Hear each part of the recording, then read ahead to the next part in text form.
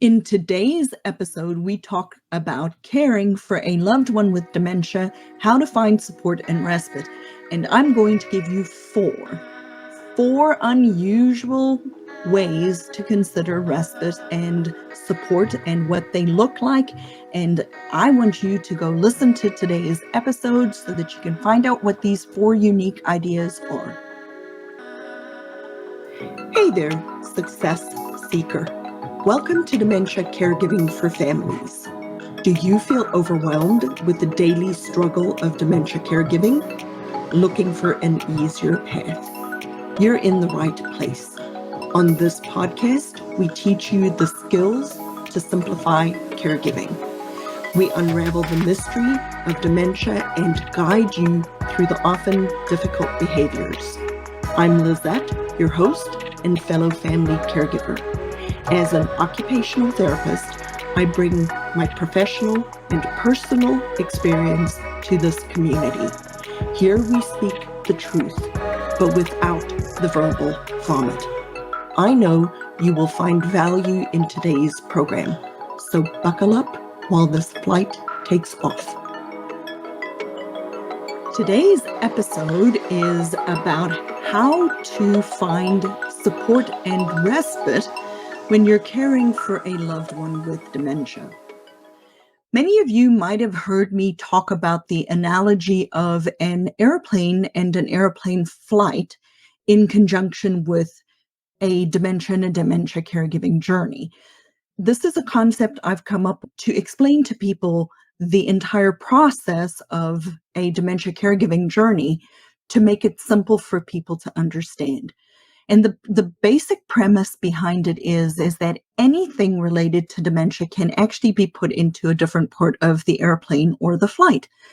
And as a family caregiver to somebody living with dementia, in essence, what has happened or what will happen over time is that you will become the co-pilot, will become the pilot of the person living with dementia's flight. And part of what we're going to talk about today, as the co-pilot, as the family caregiver who is currently the co-pilot helping somebody living with dementia navigate this process, how can we help them find support and respite, or how can we help find support and respite for ourselves? Now, in the analogy of my airplane and my airplane flight, where this falls is in the cabin. So on an airplane, in an airplane, we have different parts of the flight, right? Most of us have flown.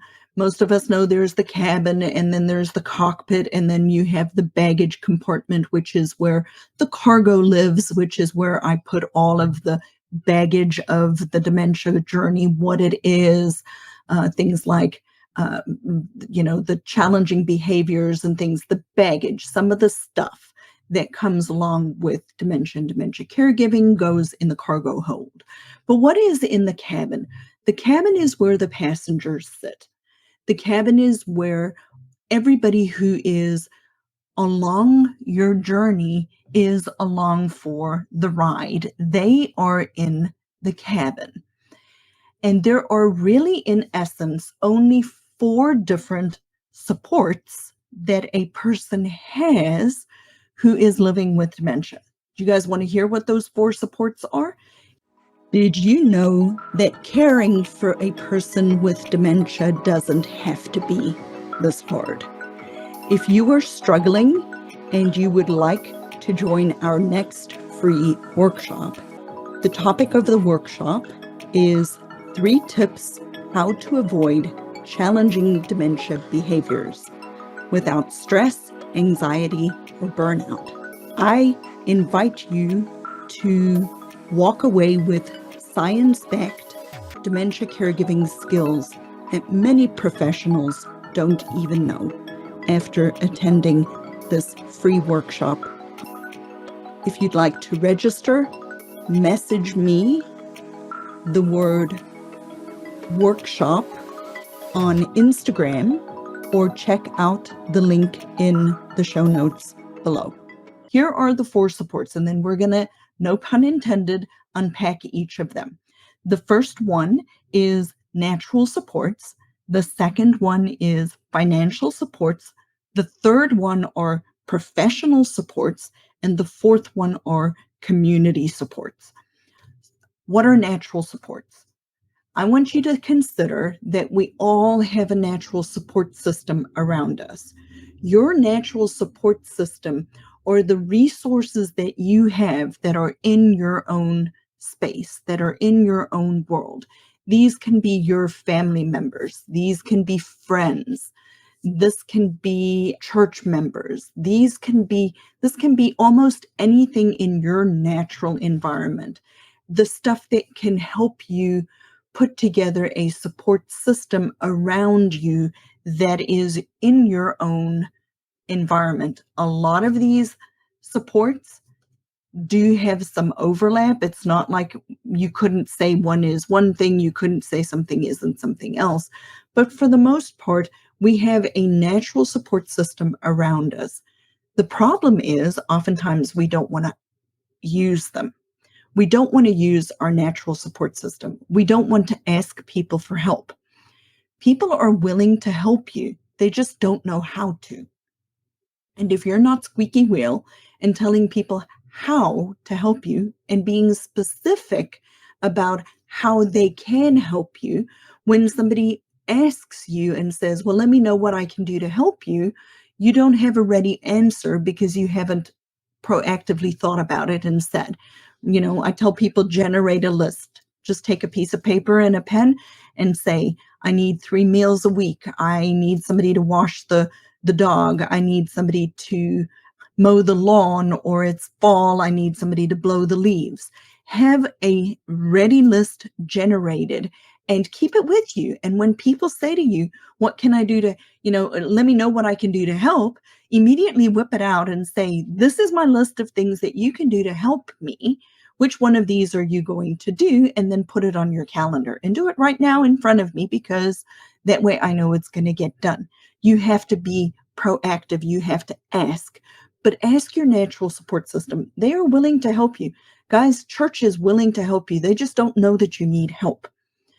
People who are living with or helping somebody with dementia are not asking for help. That's one of the biggest things that I've noticed over the 30 years that I've been doing this. People do not ask for help, whether it's because they don't recognize that they need help, or whether it's because society has this huge big stigma against dementia and dementia caregiving, and we're trying to protect the person we love because we don't want other people to know that they're having difficulty.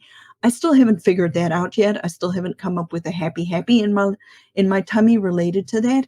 But all I know is that if you are struggling and somebody offers to help you, even if it's just a statement like, let me know if I can help, then you tell them what you need. You tell them you have a list of what you need help with. The challenge that we as family caregivers have is we want people to read our mind, and we want people to know what it is that we want or what we need, and we want them to anticipate and meet that need. And quite frankly, I have realized over time that that is a super unrealistic expectation. How many of you guys have had that in your own marriage, right? You want your spouse to know exactly what it is that you need at that particular moment in time, instead of saying, hey, honey, I just need you to listen. I don't need you to solve, or I really need you to step up and take out the trash because it's driving me nuts. Whatever it is. People are not mind readers. People around you who are willing to help you are not a mind reader either. So go ahead and ask for help. That's the first one, your natural support system. The second one is a financial support system. Now, everybody's financial support system looks different. And we're not talking about, when I say financial support system, I'm not necessarily only talking about how much money you have in the bank, even though that is certainly part of it. But your financial support system looks like, your access to resources. If you're in the United States, do you have Medicare? Do you only have Medicaid? Or do you have commercial insurance? Or do you have a long-term care policy? If you have early onset dementia, do you have a short-term and a long-term disability policy? All of these financial resources that all are in a different bucket. That financial resources can include things like hospice. It can include things like palliative care. It includes anything and everything that possibly can help you from a financial perspective.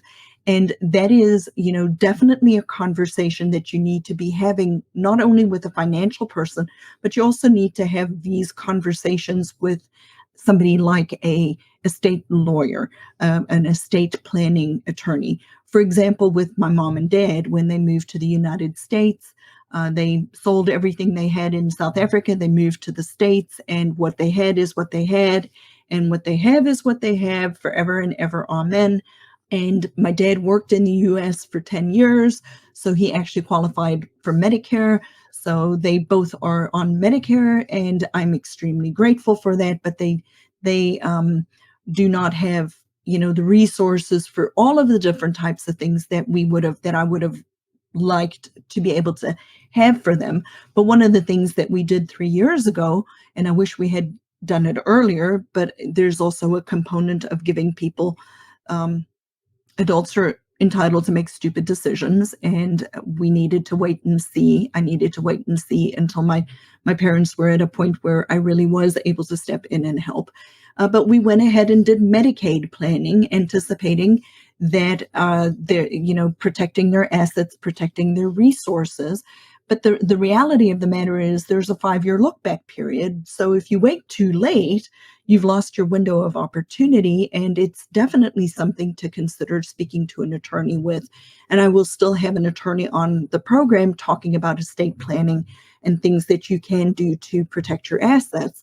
And even if you don't have a lot of assets, even if all we're talking about is a house, there is a way to protect your assets from Medicaid, but you've got to be proactive about it and actually do it earlier on. So the second part of this is the financial resources. The third part of it is the third group of people that are the passengers on your trip with you in the cabin of your life flight with dementia, or professional supports, doctors, neurologists, dentists, a dentist that specializes in working with people who might have cognitive loss. These are your physical therapists and your speech therapists and your occupational therapists and your nurses and all of the professional supports that are going to be around you. But you can also include in those professional supports people that can mow your lawn, or people that can help you clean your house, or people that can, get a meal planning service that you can have brought in. Anybody and everybody that's professionally helping and undergirding you and supporting you, a chaplain, a pastor, all of those types of things, or your team that come around you, your professional people who may have a bigger background or a knowledge base related to dementia and dementia caregiving. And then the fourth one are your community level supports. What are your community level supports? By community level support, I mean more than just local community, even though that is a part of it, right? Things like support groups in your local community. It could be things like a dog walker, or, anything, a community, a local community. It could be as simple as an app on your phone that gives you community. It can be more than just your geographic community. I do have a community. I have two types of communities. I have a free Facebook community where you join a group of extraordinary caregivers who are all navigating dementia in a different way. Did you know that caring for a person with dementia doesn't have to be this hard? If you are struggling and you would like to join our next free workshop, the topic of the workshop is 3 tips how to avoid challenging dementia behaviors without stress, anxiety, or burnout. I invite you to walk away with science-backed dementia caregiving skills that many professionals don't even know after attending this free workshop. If you'd like to register, message me the word workshop on Instagram or check out the link in the show notes below. In a proactive and active, not reactive way, in a way that we are trying to maintain the quality of life of the person that we love, the relationships that we have, as well as our own health and well-being through the process as a family caregiver. So I do have a free Facebook community that you are welcome to join. The links are in the show notes below. Please join my Facebook community, be active in it. I love having people join. Remember, I do tell people to be cautious about joining free Facebook communities because some Facebook communities are extremely toxic and can actually make your dementia caregiving journey worse.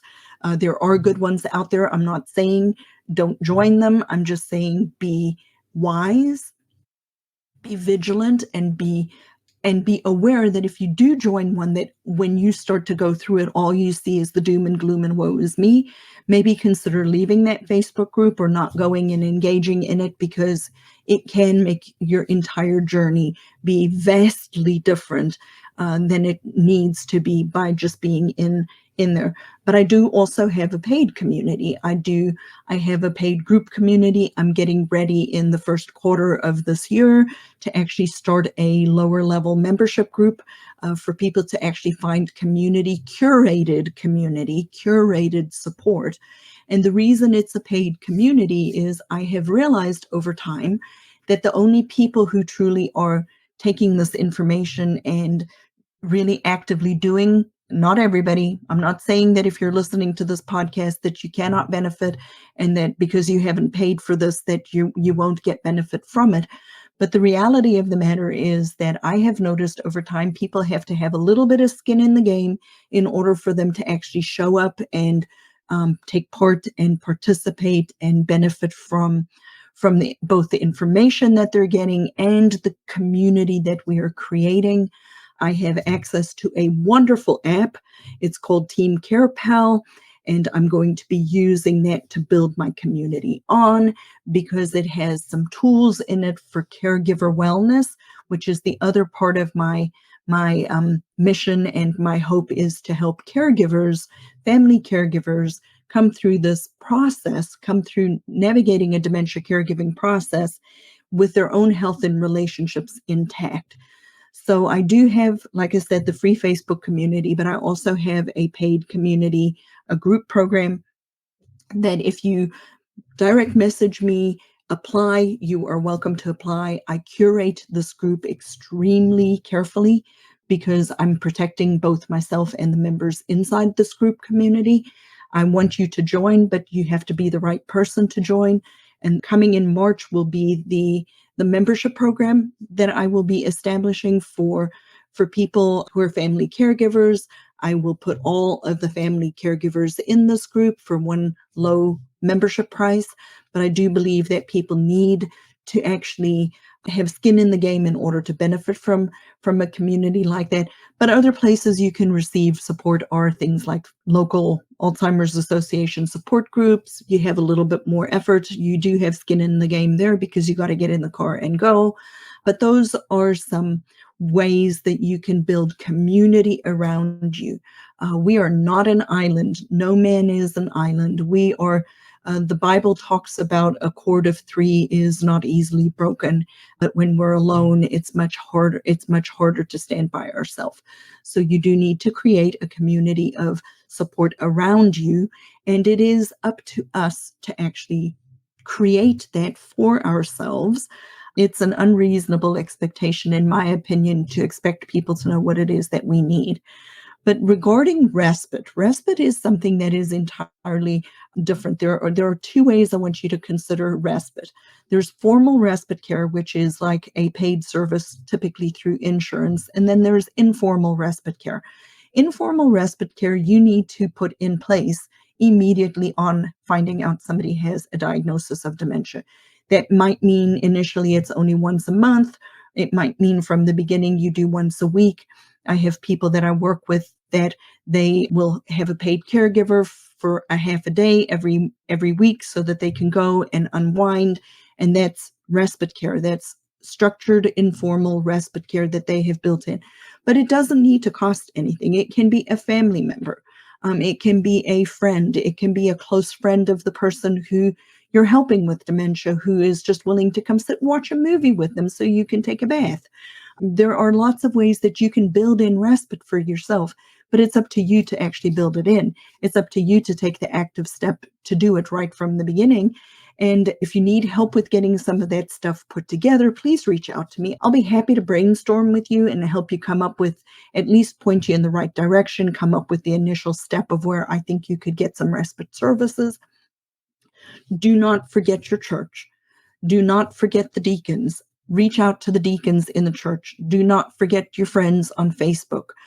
There are lots of ways you can unwind and create some time for yourself. We just need to be proactive about it. If you are ready to actually join a community of like-minded, extraordinary caregivers, I invite you to subscribe to this podcast today. I love having you here. Share it with your friends and family. If and or wherever. I want you to shoot me a review on Apple Podcasts. It really does make a big difference. I do read them all. I have a little folder on my computer. Number one, they make me happy. But number two, it is why I do what I do. I am here to serve you. I want to serve you in a different way than I have before. If you are willing, if you want to join a free Facebook community, join Dementia Caregiving for Families. The link is in the show notes below. I do have my free workshop coming up on January the 13th. If you're ready to sign up for a 2-hour free workshop where I give you the first 3 things that I typically teach people when working with them, you can join and listen to that free workshop. If you direct message me the word workshop, then we will send you immediately the link for you to sign up. Otherwise, it's in the show notes below. Join me for this journey, guys. We are on a life flight, like a dementia flight. I can teach you the entire process using a flight and a airplane. So stick along for the ride. We may have some turbulence along the way, but stick along, buckle up, enjoy the journey. We have one life and one life only. And yes, we are navigating dementia, but that doesn't mean that we cannot still create moments of joy and enjoy our relationships throughout this process. Thank you for listening today, and I will see you in the next episode. Thanks for joining me today, Success Seeker. I pour my heart and soul into this program to serve you. You can serve me by leaving a review on Apple Podcasts. And join our free Facebook group, Dementia Caregiving for Families. It's a positive and proactive space to navigate dementia caregiving together. Get practical tools and find support, but without the verbal vomit. Be a part of our community where we seek to find peace of mind and ease, despite the dementia diagnosis. So join today and see you next time as our flight takes off.